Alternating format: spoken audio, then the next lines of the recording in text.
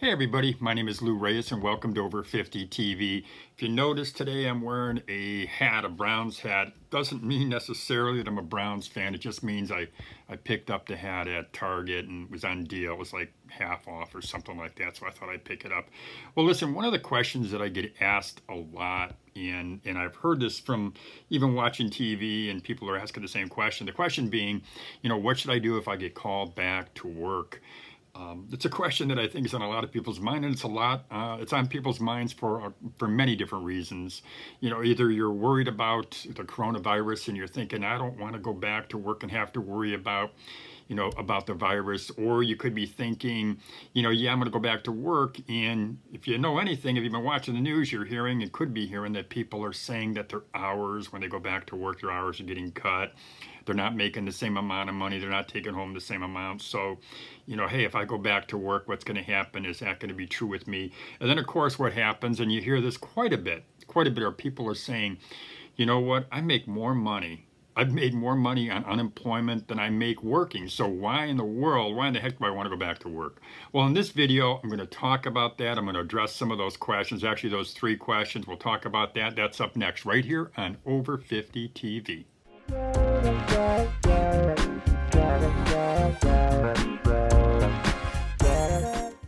Before I answer the question, what should I do if I get called back to work, I'm going to ask you to subscribe to Over 50 TV. To do that, all you've got to do is hit that little red button. It's underneath your screen. There is a little bell. If you hit that little bell, you'll get our latest updates and they'll be delivered right to your inbox. And there is a thumbs up button. Hit that thumbs up button because that'll let me know that you enjoyed watching this video. So I'm going to help you to answer the question, what should I do if I get called back to work? And first, let me just let you know that I'm coming from the perspective of an entrepreneur, as a business owner, someone who's hired hundreds of people over the years.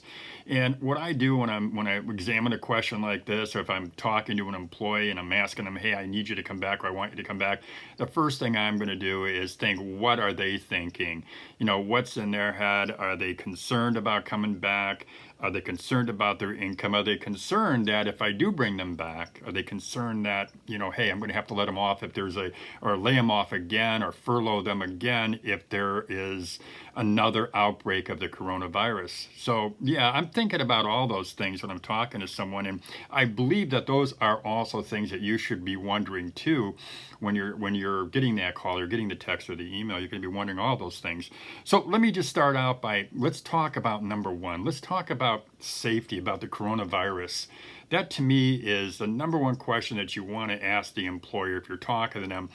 How can you guarantee or assure me that I'm going to be safe? If I come back and I work here, work for you, am I going to be safe? What have you done? What policies, what procedures have you implemented that are going to make sure that I don't contract the virus? And if I contract it, I know for sure I'm taking it home. I'm taking it home to my family, to my kids, to my grandkids. So number 1, you want to ask that question. What procedures, what things have you implemented that are going to ensure that I don't get the virus?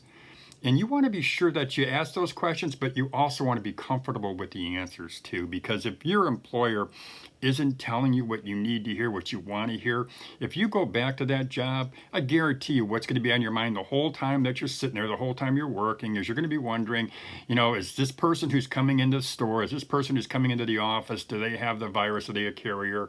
And, you don't know. But you're going to be wondering that. So what procedures are going to be implemented that are going to guarantee, or at least ensure you, that you don't have to worry about the coronavirus? Now listen, the second question is, are you going to be getting the same position, the same wages, and the same hours? You want to know that. Because I'll tell you what we're hearing and what I hear economists talking about, and I follow news quite closely, especially business news. Economists are saying that when a person goes back to their job, what they're going to find in some cases, and maybe even in many cases, they're going to find that their hours are going to be reduced, quite possibly their salary or their wage will be reduced too, and that'll correspond with the workload that they have. So they're going to be wondering that, you're going to be asking that. And then also, something that I think really needs to be considered is, yeah, okay, you get back to work and you're getting back into that grind, and then a month goes by, 2 months go by, maybe 3 months.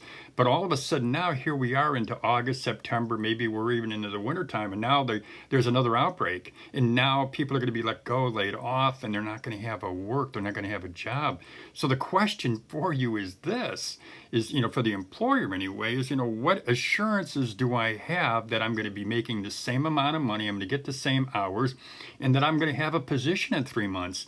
Now, if I'm talking to you, you're my employee, and I'm coming from the entrepreneur's perspective, from the business owner perspective.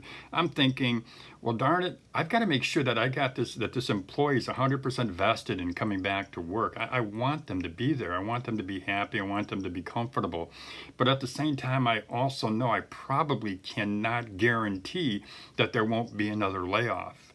So I don't want them to be shocked by that. If you're sitting across from an employer and he or she says to you, yeah, I'll give you your same wages, you're going to get the same hours, and I'll assure you that you won't be let go should there be another outbreak, or you won't be laid off or furloughed. If an employer tells me that, or if an employer told me that they were going to assure me that there's no future layoff, nothing on the horizon, I wouldn't believe them, because I don't think there's any way they can guarantee that. So if an employer tells me that, and I do go back, I will tell you this, I'd be looking for another job as quickly as possible, because I know I couldn't trust them. So that's number two, and I also think that's important. Now let's talk about number three. And number three really refers to something that we're finding it's one of those once in a lifetime or once in a couple 100-year kind of thing, where you are laid off from your job and you're actually making more money. You're making more money now than you were making on the job. And quite a few people are finding that to be true. They're on unemployment, and not only are they getting that unemployment percentage, which is always paid for, the unemployment is paid by the employer into a fund, just so that you know that, but they're finding that they're getting that unemployment, and they're also getting an extra $600 a week. So they're making more money now on unemployment than they were making on their job. So the reluctance to go back to work, to me anyway, I mean, it's an economic decision you're making here. And actually, it's not even always in your hands to make that decision. And I'm going to explain that to you in a couple seconds here. But yeah, you're making more money on unemployment than you would be going back to your work. And then the unemployment that you're getting, that's your safety net. And for many of us, when you're looking at unemployment, that is 3 million people being laid off every single week. When you're looking at this and you're saying 7 weeks in a row, I know that 3 million people have been laid off, the average of 3 million people over the last 7 weeks. What's the potential here that I won't be laid off? This unemployment's my only safety net. I don't want to lose that. So those are three things to think about. But let me get back to what I said, and I was going to tell you about the unemployment. What we know is this. Across the country, many states are saying that if you refuse to go back to work, then your unemployment benefits will be terminated immediately. And what these states are doing is they're asking the employers to let them know that you have declined going back to work. Now, if you decline in most cases, and I think virtually every case, you will not receive your unemployment benefits. So obviously that is a real concern. But what I know to be true is that if you go back to work, in some cases, in some states, if you go back to work and you don't get your full hours, if you don't get all the hours, if you don't get that 40 hours, that you possibly can apply to get some kind of other compensation, some more unemployment to offset that. I don't know the exact dollar amount. I'm not going to pretend that I do, but I can tell you that that's an option. At least it's a possibility. So if you do go back and you only get a few hours, you say you get 20, 30 hours, maybe you can get more through unemployment. That's something that you'll have to explore on your own. And it's individual states have individual rules or requirements, so you can go ahead and look at that. So let me summarize this for you, but I want to remind you that I'm coming to this or from an employer, an entrepreneur's perspective, again, as somebody who's hired hundreds of people, somebody who's run a number of companies. So when I look at this, I'm thinking not only of myself, though, I'm thinking about all the employees that I've hired, all the people that have worked for me, and I'm thinking what's best for them. And I'm really hoping that the employer, your employer, is thinking thinking about you too and wondering and making sure that you're safe and you're secure. So let's summarize this. Number one, when you're talking to the employer, they want you to come back, they want you to come back to work. You want to be sure that you inquire about whatever safety procedures or what safety procedures have been implemented and policies that will be followed when you come back to work. You want to make sure your safety. That's paramount, number one. Number two, hours.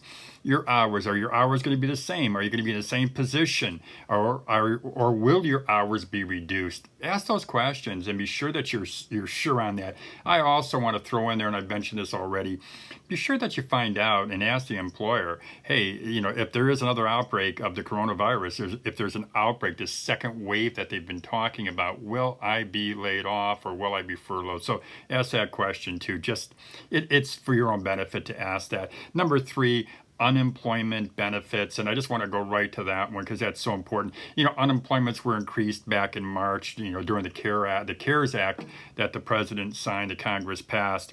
And now those benefits, though, they expire on July 31st. Now, there has been talk of extending the unemployment benefits at extra $600, and I'm thinking it's going to be reduced. My guess is that it won't be $600. It will be reduced if it is extended.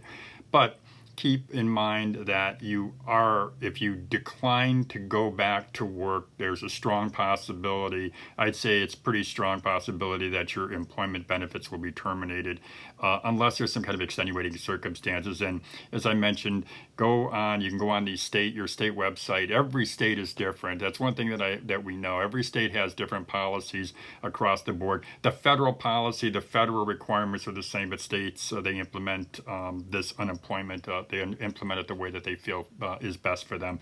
So that's all I got for you today. Just wanted to really just touch base with you and go over, answer the question that I've heard a lot. And I know it's a question that it's on a lot of people's mind, which is, what should I do if I get called back to work? So again, that's all I got for you. I hope I've been able to help you here, giving you some information, some things to think about.